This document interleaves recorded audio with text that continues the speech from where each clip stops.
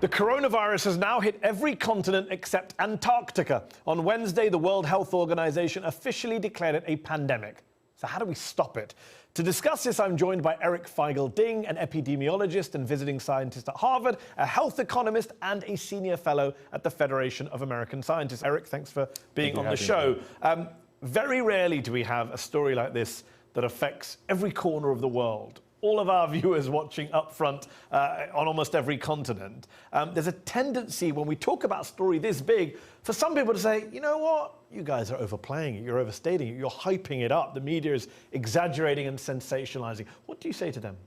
I think there's absolutely no hype to this because we've been saying it for a long time. We've been telling WHO you need to declare public health emergency over a month and a half ago.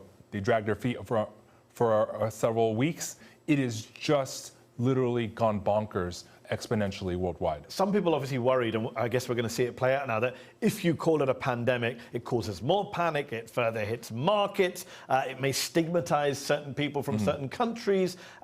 That was the argument. I mean, I think the WHO was even accused of exaggerating the 2009 swine flu by calling it a pandemic. Are those arguments all dead now? Or? They're basically completely water on the bridge because it's not that there's a stigma of where you're from. A pandemic literally means it is worldwide. There's almost equal risk of infecting and endangering every single country in the world. So you mentioned kind of the global context, worldwide. Mark Lipsitch, a Harvard University epidemiology professor, has been heavily quoted after saying, and I think he's revised his numbers down, but he originally said he thought 40 to 70% of the world's population could end up being infected with COVID-19, as it's known, in the next 12 months. Now, whatever we argue about what the fatality rate is it 1%, 2%, 3%, less than 1%? That's a huge number of people globally. Yes. Can you try and explain, is there any kind of comparison or analogy that we can make for that number of people to be infected? Yeah, so that number he clarified is now for adults. But still a lot of people. It is incredible a lot of people. And there are other people who basically, Angela Merkel also came out with 70% of Germany in the coming months as well. This number, it sounds large, but it is actually foreseeable if we don't do any containment and mitigation. This is if we just let the virus roam around which is what the British Prime Minister Boris Johnson suggested recently. I know, it's terrible. And there's some traders in the US. And the traders that said, maybe everyone should get infected over the next month so it doesn't crash the market, which is incredibly callous comments. Because lots of people would die. Yeah, it's called death, and 20% of the people have mild. And mild means still fever and a lot of coughing. But 20% need hospitalization. And of the 20%, 5% actually need ICU. So just for the people watching at home who maybe haven't been following this closely, maybe have listened to a certain president of the United States say, thousands of people die from the flu every year. Yeah. Why is this any different? It is not just the flu. And anyone who says so is completely deluding themselves and endangering the public. Because half of you already have some partial immunity to the flu. This is a brand new virus. No one has immunity. There is a vaccine that works most of the time for most strains of the flu. There is no vaccine on the horizon for another year. Yeah. There's antiviral drugs, Tamiflu for the flu. There's no antiviral drugs yet that's proven for this. And it's almost 2 times or 3 times as infectious. And more importantly, this virus can spread asymptomatically, which is... You don't know you have it. Yes. No, you don't know you have it, and you can spread it even when you don't know you have it, when you have no symptoms. And this is completely different from the previous SARS. So you and I could have it sitting here at this table. Theoretically. Hopefully I'm sitting far and away. Not 6 feet, but no handshaking at the end. But here's a question to you on kind of mitigation and containment. You mentioned the global, what you do about it. You don't just let it pass through. You take steps. We're now seeing governments take varying degrees of steps. Absolutely. The Chinese government going pretty draconian. The US government, the president's playing golf. Not many tests have been done for a quite big population, a big country. In between, you may have South Korea, for example, which had a real problem, but is seeing, according to a lot of experts, a lot of success, bringing down numbers. People are even starting to use the word containment. When you look at the global picture, taken globally, I know it's hard to do, how well do you think the world is doing in pushing back against this? I think the world collectively is doing a B- C+ effort. Again, there's wide variation. I think testing in Korea is absolutely gold standard, but testing in the United States is absolutely abysmal. And finally, we have enough kits, but they basically said, we have another problem. We have we don't have enough reagents and chemicals to actually extract the samples so we can run the tests.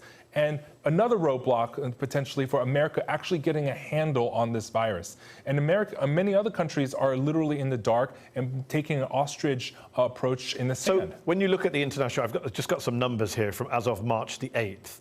You've got South Korea with 3,500 tests per million people. Yes. You've got the UK with 350 tests per million people, pretty bad for the UK comparatively. And then you had the US with 5 tests per million people. Number one, how do you explain that discrepancy? Yes. Number two, what kind of knock-on effects does that have if one country's doing well but one's not? Oh, absolutely. This is a serious problem. U.S. is 730 times below South Korea. Why? Because South Korea This is an advanced society, I know, technologically advanced, rich. South Korea is the size of Maine, population of West Coast Pacific states. South Korea literally has put all their national resources and has central coordination. They run 15,000 tests a day. They've got drive-through testing. They have drive-through. America only has drive-through in one location in Seattle. And because but a lot of drive-through restaurants. Yeah, we have drive-through restaurants. That contributes to a different type of morbidity. But the issue here is the amount of testing. Without testing, you need the testing to do contact tracing, who it in contact to, locking down, isolation. And that's why without that testing and the investigative team footwork, you cannot contain this epidemic. When you look at whether it's Prime Minister Boris Johnson saying, oh, maybe we should let it go through, I've shaken lots of hands, or Donald Trump playing golf saying, I don't need to get tested, and my opponents are treating it's a new hoax from my opponents. Do these people potentially have blood on their hands? I think so. People are dying because of their negligence. Because Boris Johnson's own health minister already came down with COVID-19. The fact that you're neglecting the testing, and U.S. had frozen testing for 2.5 weeks, that is almost threefold higher multiplication. Is it, in terms of can in we terms say of at this point that there are people dead who might be alive had the governments handled it differently over the last 6 weeks? I am pretty confident that is the case. Wow. Because the U.S., literally, we've lost 3 cycles of multiplication. We're probably 8x higher than our epidemic should have been had we caught. Is there time for the US, the UK, other European countries, which seem to have been slower than the Chinese, the Japanese, South Koreans, is there time to turn it around, or is it too late? I think there are pockets in which the United States, this epidemic is not every single corner yet. Some pockets, like Seattle, has already runaway infection, potentially New York as well, and LA. But the rest of the country, there are still opportunities to prevent it from being a 50-state issue. And how much do we need to change our lifestyles? Because in China, some scientists in the West are saying, well, the Chinese are showing the way with a kind of dictatorship model. You do need to crack down on people's civil liberties and freedoms in order to fight this. Do you share that view?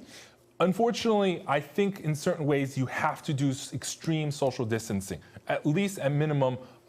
Like all the sports games, public venues. But the draconianness of China, I don't know. Because they have the Wuhan lockdown, but they also have residential lockdowns for 750 million. Okay, but when you say extreme social distancing, at the moment that's still voluntary, right? Please don't go to this place. Yeah. Please stay at home. Please, if you're sick, where does a government step in and say, you know what, you're not allowed to do that. We won't allow you to have gatherings of more than 50 people. Are we going to get to that point, even in kind of quote-unquote free societies? On small cities and municipalities, they already did that. For example, South by Southwest, the organizers didn't cancel. Austin declared an emergency and forced them to cancel. We might have to do that if literally they refuse to, cancel. Are people prepared for that in the West in particular, where it's all about freedom and government doesn't tell me what to do? I don't think people have hit the reality of how bad this will be. But when the reality hits and people realize it, it might be too late. How bad will it be?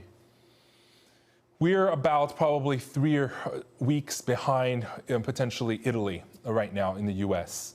I think it will be really bad because the U.S. is very, very poor in ratings in terms of hospital beds per capita, especially compared to many European and Asian countries. I think it will get really bad, and we will overwhelm our ICU capacity. This is why we have to flatten the curve until below the capacity of our hospitals. But without testing and containment, the epidemic will way exceed our curve, and that is when mortality will happen. And people watching at home around the world, we hear the advice: wash your hands, keep your distance. Is there any other advice that you would give as someone who's following this closely? Keep to the containment. I think containment is really key. Keep to the quarantines. also avoid public spaces and try to really, really distance yourself, because washing hands is only as good as how far you are from however many contexts you are exposed to. I think at this time we have to focus on self-isolation. We'll have to leave it there. Eric Feigl-Ding, thanks so much for joining us on Upfront.